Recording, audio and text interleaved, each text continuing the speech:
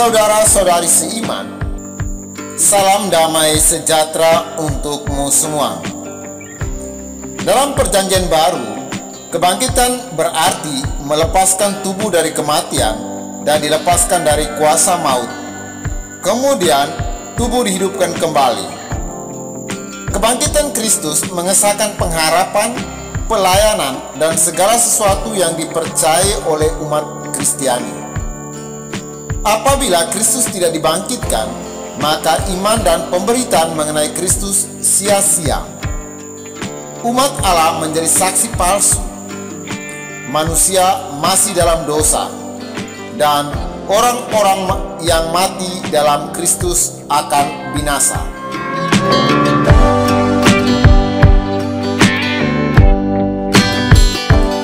Paskah merupakan peristiwa yang tepat untuk merayakan kebangkitan Yesus Kristus.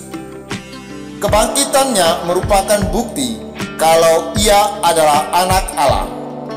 Karena itu, makna Paskah yang kita rayakan adalah: 1. Yesus berkuasa atas maut.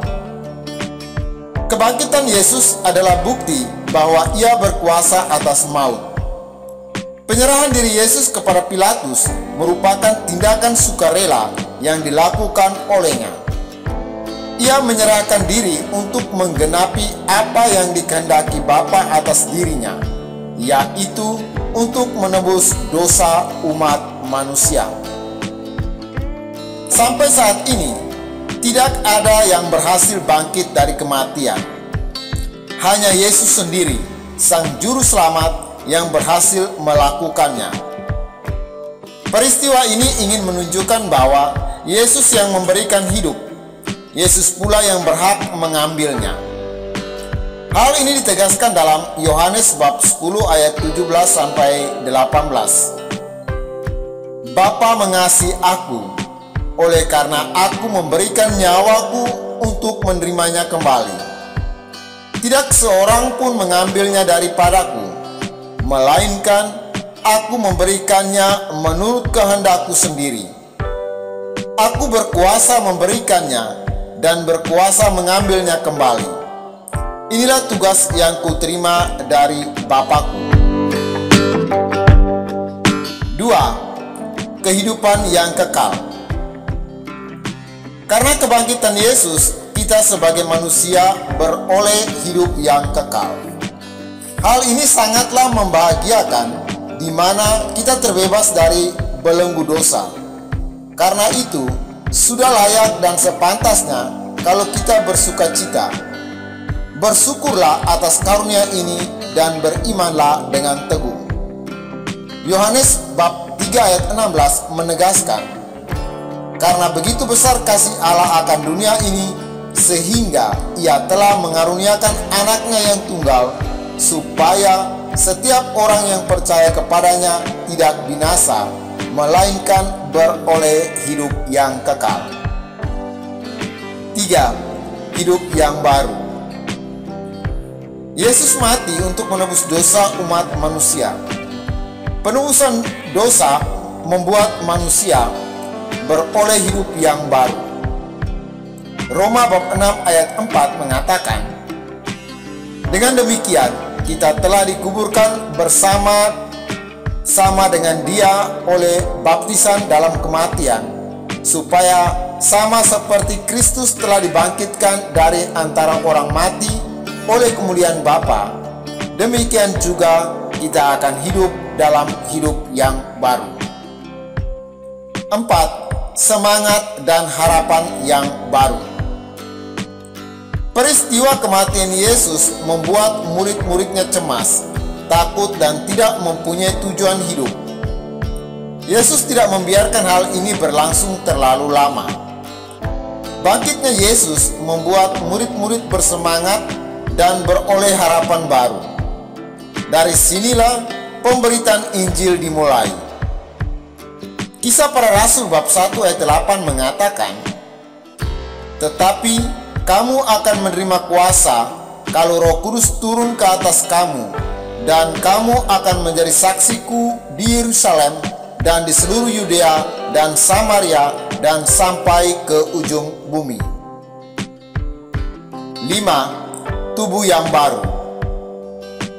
Sifat manusia yang mudah rapuh berhasil diatasi dengan kebangkitan Yesus. Tubuh yang baru akan diterima oleh orang yang percaya kepadanya. Yohanes bab 11 ayat 25-26 menegaskan, Akulah kebangkitan dan hidup. Barang siapa percayaku, ia akan hidup walaupun ia sudah mati. Dan setiap orang yang hidup dan yang percaya kepadaku tidak akan mati selama-lamanya. Percayakah engkau akan hal ini?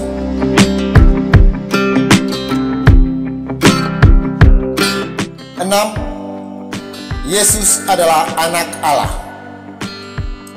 Selain membuktikan kuasanya atas maut, kebangkitan Yesus juga berhasil menunjukkan bahwa ia merupakan anak Allah dalam wujud manusia.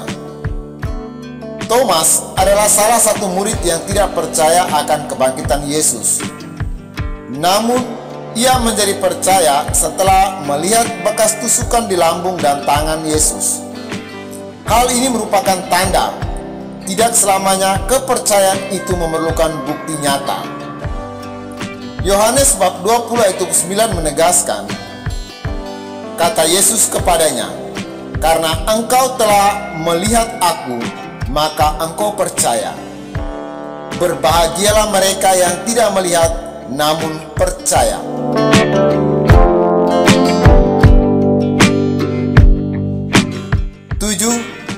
Kebenaran apa yang tertulis di Alkitab.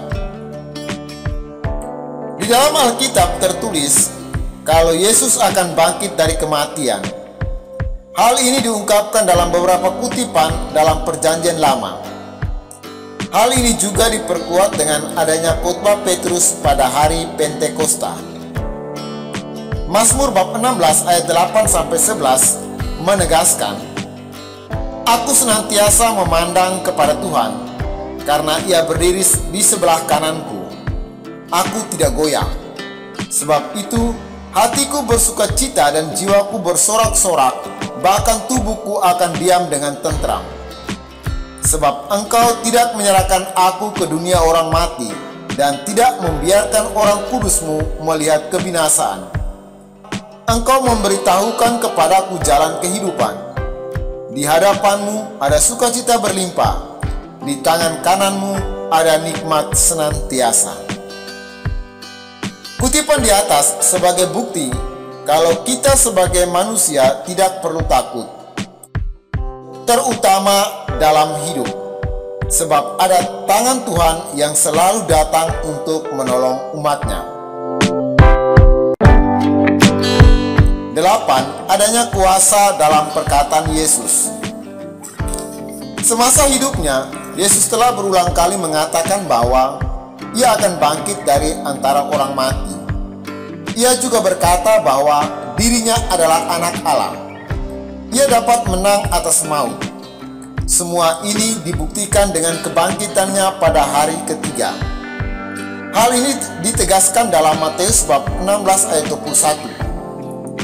Sejak waktu itu, Yesus mulai menyatakan kepada murid-muridnya bahwa Ia harus pergi ke Yerusalem dan menanggung banyak penderitaan dari pihak tua-tua, imam-imam kepala dan ahli-ahli Taurat, lalu dibunuh dan dibangkitkan pada hari ketiga. 9. Kebangkitan Yesus merupakan suatu kepastian. Tidak ada manusia yang bangkit dari antara orang mati. Namun lewat kebangkitan Yesus, kita harus percaya bahwa kebangkitan orang mati itu nyata. Memang kebangkitan tidak diperoleh di dunia orang hidup, melainkan di dunia orang mati. Di sanalah kita patut bersuka cita karena kita terbebas dari ancaman hukuman di neraka. 1 Korintus bab 15 ayat 12-13 menegaskan, jadi bila mana kami beritakan bahwa Kristus dibangkitkan dari antara orang mati, bagaimana mungkin ada di antara kamu yang mengatakan bahwa tidak ada kebangkitan orang mati? Kalau tidak ada kebangkitan orang mati, maka Kristus juga tidak dibangkitkan. 1 Korintus bab 15 ayat 21 juga menegaskan, sebab sama seperti maut datang karena satu orang, demikian juga kebangkitan orang mati datang karena satu orang manusia. Dari kutipan di atas, kita dituntut untuk selalu percaya atas apa yang dikatakan oleh Yesus, terutama dengan hal yang berkaitan dengan kebangkitan. 10. Terbukanya Firdaus. Sebelum mati di kayu salib, salah satu dari orang yang disalibkan bersamanya berkata, "Yesus, ingatlah akan aku apabila engkau datang sebagai raja." Lalu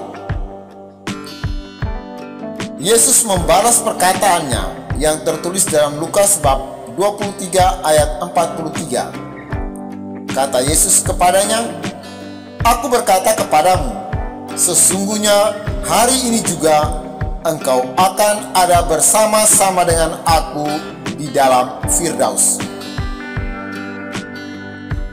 Saudara-saudari seiman, demikianlah makna kebangkitan Yesus Kristus. Semoga pembahasan ini dapat menambah pengetahuan dan meningkatkan iman kita tentang Kristus. Sama seperti saat Yesus menyerahkan dirinya untuk menebus dosa umat manusia, demikian pula kita harus mampu menyingkirkan diri kita dari dosa. Hiduplah menurut apa yang dikehendakinya. Pakailah diri kita untuk senantiasa memuliakan nama Tuhan.